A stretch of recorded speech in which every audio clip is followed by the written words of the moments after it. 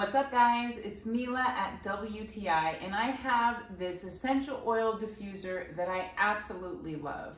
And I think it's pretty obvious why. First off is going to be the design. I love the fact that it's glass, so it's super easy to clean if it gets dirty. You just go ahead and stick it under the sink, rinse it and let it dry and you're ready to use.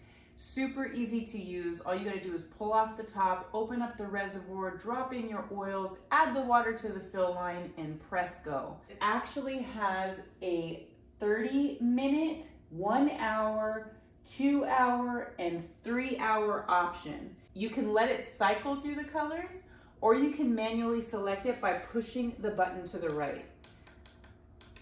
So you can see there is an array of colors that you can choose for the ambience you want. You can just cycle it off and turn on the diffuser by itself. This thing is great. The smell it produces is wonderful and I feel like the diffuser stream is actually very strong. It's a great little product. That's my point of view.